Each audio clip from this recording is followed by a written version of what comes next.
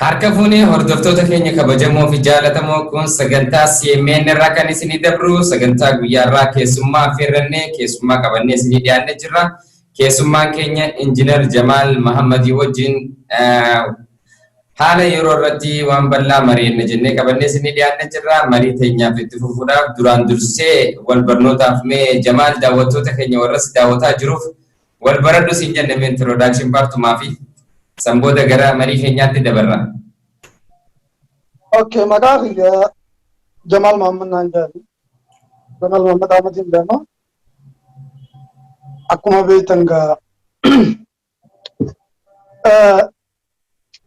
macarat tindalade aramatin gutakan mukashan rakase. Mau umring kia mana bernota gen, mana bernota sene tato mama kutta sedit mana barnoota sadarkaa tokko baadiyyaa sadammoo almaas boomi jaamutti baratee yookaan dur informaalii isbaayiniroo jaama achirraan iskuulii Haramaadaa senior secondary school achi abbaa sagalee fudhan achumatti baradee preparaatorillee Haramaatti baradee jechuudha iskuulii Haramaatti baradee achi egaa kutaa 12 finne egaa University Haramaatti nagee University Haramaatti barnoota digrii jalqabaa kan xumure. Ayyee nigi hangana eeganuuf kannite introduction party dhaaf mee garma gaafii keenyaatti dabarra. Gaafiin keenya kan jalqabaa erga wal dhibdeen yookaanis wal dhabdeen TPLF fi mootummaa jidduutti geggeeffame irraa kaasee hangaarraa waan deemaa jiru kana mi'aatti mi'a akkamiin ilaalta gara keetti akkamitti ibsitamee dubbiidhaan? Okay. Dubbii kana beektaa akkaataan itti ibsamu nama hin dhiibnee jiru. Mallee silaawaa jenna akka itti yaanaadha. Laali dubbii kana beektaa hayyuun nama dura dubbatee beektaa. Joor Mohamed waggaa 8 irraa 2018 waa'ee wayyaanitti waa'ee ofiidiyooti kana hundaa waa'ee mootummaa kanaa gaafas dubbataa ture. Beeki TPLF hin darsa siidaa gurrattee gaafa gartee makkalatti yaatu san sigalee jara ammaan tana bilisiginaa fi injoo kanaan darsa gurrachiisee akka isiin gartee maqalee galtu kakuu biyya sigala. Lubbuu qeerroo wareega qeerroo nama 5,000 akkasumas wareega yeroodhaati lubbuu deebiin qabne waa hedduu tokko gartaa qabsoon Oromoodhaa tan waggaa 50 sigala wal jala osuma shartattee osuma jettu gartee duba deemaa achi geesse achirraan waggaa walitti gartee wayyaan naqattee baafachiiftu sigale ofiidiyoo warraan tanaa bilisiginaa fi jettu tanaan warri gartee achi geesse qeerroodhaa fi hayyoota gartee warreen qabsoo tana garda qabsoo diddaa gabummaa revolutionii adda addaa kan garta warreen mold godhee jechuudha si tana plaana godhee wanta godhaa ture hoogganaa ture sana sigale saniifuu ani akka yaada fiyyaatti yaada Joor Mohammediin adda hin qabu Jemal Mohamed wayyaanedhaa fi bilisiginnaas taanaan ani ijjimuta kan hin laallisan garuu isaan lachuu hegeree biyya saniitiif jechuudha. Bilisiginnaalleen eega gartee wal dhibdeen isii fi TPLF gidduu dhufte they supposed to have mastermindii qabaachuu qaban how to solve namni PhD degree crisis problem solve godhuu irratti dalagee jiru namni akka Abiyyi Ahmed jechuudha. Teessisii waan san irratti dalagee how to resolve jiran crisis between fighting waan akkana kan solve godhuu irratti PhD dalagee. Barumsisaa waan kanarratti waan baratee jiru Something, meetii something like that. So he's supposed to be a mastermind of Sigala Warren Signal. Sigale. Sanifu Sila. He's supposed to play the role model with that one kana at least Akumagarte is a ibani. Hayoni make a bodan is a base Sigale. Akumagarte Nobel da Fis Lorenti Kagarte Filame Atumanu win Akumateti. It's not only him. Sigala is a woman to take Oji Sakopan can Lorenti Akanerte win good. Kanahunda one in the they couldn't resolve Gamo Yanet in the Pojara, Gamo Mustina in the Rakon resolve Tanko Siasam Gam Sabiyati Dagan Kana Sigale Tipele Fifi Bursignan Sigit Isala two gay lenta commander resolve because Namni Sera Dabse Sera Yakame Sera Piate Sera Adavamuba and Kanindo. Also Garte Abbas Ayeda Garte Harpet practice and Gacha Yatentum. One Sergio Seram Demamuba. Sermale de Garte, one Busigina would have Sermale. Jaratimbari, what were Yanela, Halesa would that them Ubalayanke, Nagarta Miller Rachat. Sigara, Madae, Tudanumadi, Jarro Yanedas. Jarrisun Charan Isan Arkatani, Bokisuni Jalkapa. Sermaluma Garte, Motuma Sermale Tau, Busigina Hanan Sigara. Hundino, I think Rako Buddha to Kogarta, I took up so accommodate Iba Buddha to Kogarta. Sanifu, Angar to Colene to Kanama to Tipende, why Tatali, why not to the Tagar to Colene to Marana. Some of you have dinner, Aran have dinner, dinner, Philadelphia, one to the bread, all in the bread, because Figala, Jara Obaleti in your friend. Anyway, the second Nabi, Wayan is Sala too, were Obaleti, Fudani, Garagaseni, Udevani, Achesani, Achiti, Warabi, Sapisani. Marreno Balayanke, Mika Eretro, Sanisala, Mika, Retro, Maneda, Sati, Isan Akfaida, Tanguda. Marreno Balayanke.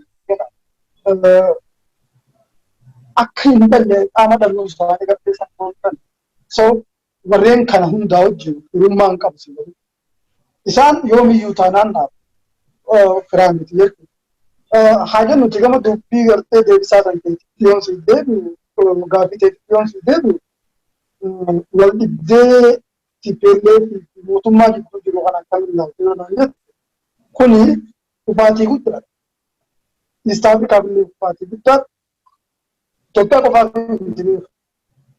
it's not only Tokyo. They can do Nageni Somalia, Nageni Toperatinda. Nageni South Sudan, Nageni Toperatinda. Got back to the the giants, powerful country in East Africa region. Ethiopia. Maka Gari or a child. So, Jarulachu Badi Wagadi the meter of Tubalisa. So it in the gaming Tabrat Abasabran Vahai. They can do Tipele Fifi Tigraji Duti Tipele Fifi, Lusigana to Takalumanu. Ye Arshik Bottom Bokoman Garteka Mindan Sani Kapanam. Tadre to There's only Sanitu, and Fedina, the Casata, the conjunction. Like Osombe, anyway, Kabir City Martin. Amma baay'een Saniifuu namoota waraana kana keessa dhume Oromoo irraa ta'u saba biraa irraa ta'u wanni himamu hin jiru iccitiidha. Garuu warra ichiti madaa'e dhaqeeti hospitaalatti ilaalaa ture Abiyyi. yaa by the way uummanni kuni dhumaatiin uummata kana fakkeenyaaf bari lola waggaanitti gartee tibbee fi mootummaan wal gidduutti oofan kana qawweeleen gartaa jechuun nikularoonni maali rokkeetiin isaan waliin tumaa turan taankiin isaa waliin bobbaasan tun sovereenitii biyyaa eegu birmadummaa biyyaa eegu sigale yoonii fi xalaanni alaa tokko gartaa xalaanni alaa tokko gartee diinni alaa tokko yoo sitti dhufe hafirraa dhoorgituun sigale gaachan wanni sun malees waan fedhee utee dhugaa dubban bar biyya kana keessa amma fakkeenyaaf adiidhaa fi gurraachi nagaa waliin jiraataa jiran without any wanta kallee osoo walitti himanne walitti fayyanii aboo walirraa qubanii jiraan ture akka aadaa teenyaa sanitti gartaa walirraa fixatanii aboo nuti gartee warra dhiigaa walitti hin taanu walirraa fuunaa walitti kannannaa walitti heerumsiifannaa jiranii siigalee miti akkasitti jiraachaa jiran amma biyya tana fakkeenyaaf yoo fudhatte jechuudha sigala South African umatte bakka sigale wal jidduu fixachuu danda'uu qabna ture akka lammiitti yoo haaluma kanaan jaarraa keessa jiru kanatti yoo itti taru ta'e nu qofaaf osoo hin taane dhaloota nu booda dhufu dhaloota keenyaatiif illee biyya Itoophiyaadhaa sanii matti si will be shameful not proud tokkollee hin qaban. Waa xiqqollee taatee ikoonomiidhaan Itoophiyaan tokko ol deemtee jettee asis si kabajan si gala. Fakkeenyaaf biyya keessa jiraannu tana yoo namni Naayijeeriyaadhaa tokko waa takka ta'e dachiitu gara qaba. Because they are powerful. Akka Afrikaatti namni Itoophiyaadhaa kudhan yoo dhufe poolisiin namni Itoophiyaadhaa du'ee hojjeessa. They come after incident sun egaa wanni sun eegatee eega nama sanillee ajjeesan booda sa'aatii jaha sa'aatii torba booda. Because there is no respect sin godhan sii gala. Namni Naayijeeriyaadhaa tokko immoo makiinaa yoo garaan galtee makiinaa aksidana seenu barri qawweedhaan hin fedhamu. Accident yoo seenu within 1 hour they will be there. Yoo qawweedhaan dhawame daqiiqaa 30tti poolisni biyyattii tana dhufeet waan sardisoon godhuu barbaada. Maaliif maqaa isaanii biyya Naayijeeriyaa biratti eeggachuu barbaachisa.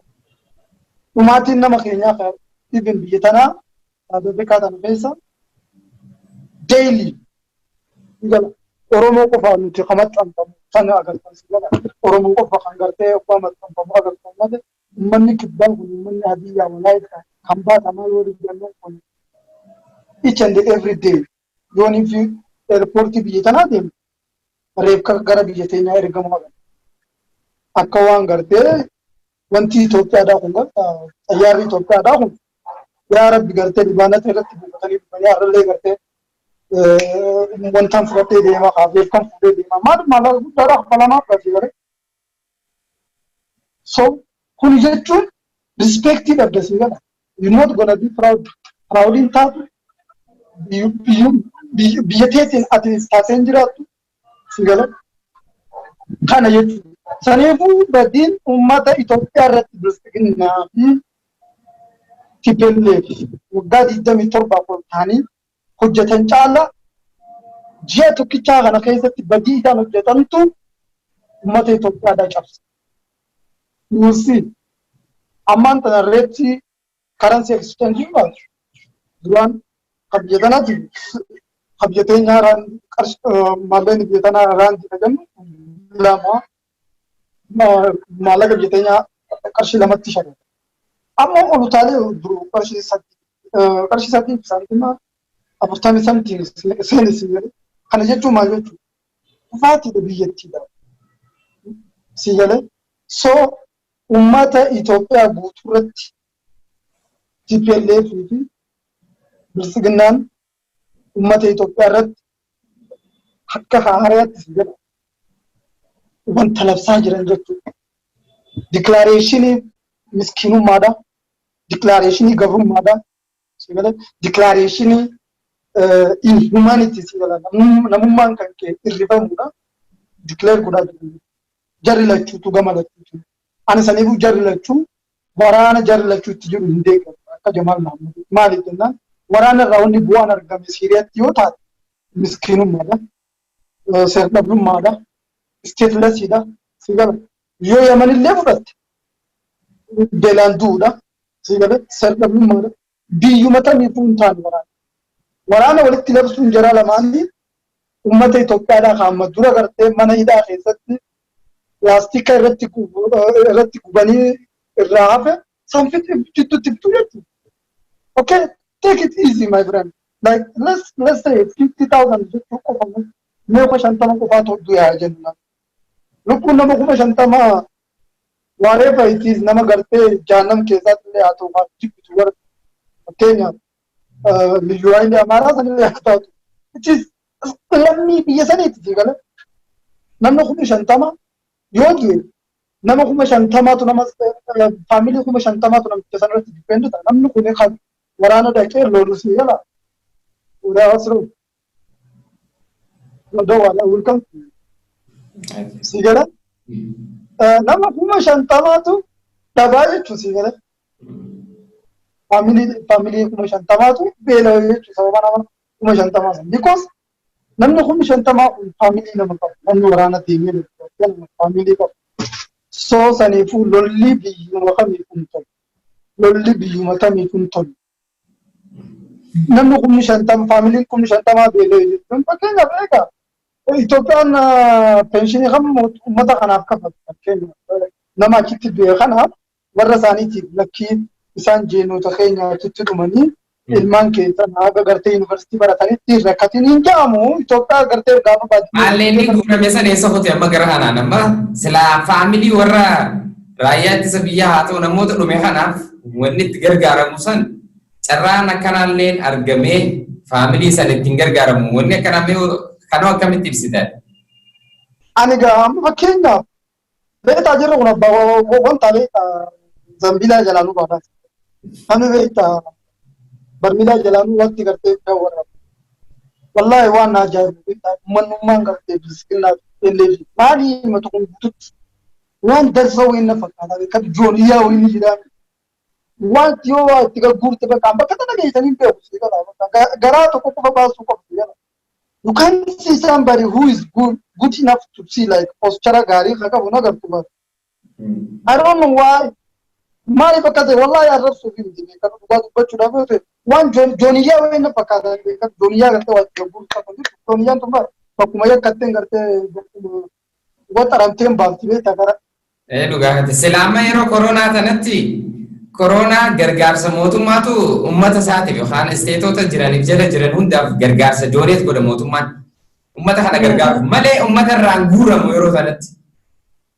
Egaa barama fakkeenyaaf kiraayisiin addunyaa seena kan koronaadhaa kun addunyaa guutuu irratti jechuudha. Bara Ameerikaa dhiisisaa jira. Sigala. I don't know ability akkamii akka qabdu Itoophiyaan capacity akkamii akka qabdu Itoophiyaan I don't know. Biyya tanatti more than 50% biyya keessa jiraannu South Africa kana keessatti more than 50% sigala uummanni hojii dhabeet mana tattaa'utti jira. Kaampaaniileen hedduun parsantii 50 uummata keessaa baasanii jechuudha. Sababa koronaadha. Ikoonomiin biyyattiidha akka malee dhawume doolaara biliyoona 250 kan biyyattii tun garta uummata siidaa nyaata manatti nafaqaatu sigala grocery waan adda addaa ni jira. Even pensionii fudhataa jira nama 350 kan jedhu sigala. Waa'ee koronaa kanaa waa'ee biyya tanaatiin sitti maali? Kun maali? Gargaarsa gartee namni isaanii dalagaa dhabee akka irra kanneen jechuudha. Waan nyaataa dhugaatiidhaan bitatu kanaa jedhanii sigala. Yeroo tanatti yeroo koronaan gartaa addunyaa guutuu afaan qabachiisee mataa garagalchee gartee jiraaf ikoonomii biyyaatti waa hunda walilaa kanatti lolli labsamu koronaa jira. Koronaa keessa elekshinii godhuu hin danda'amne san koronaa san keessatti gartee xiitiidhaan wala qabu. Lolli danda'ame. Imagine this is Ethiopia. Bakka ani jiraa miti barani.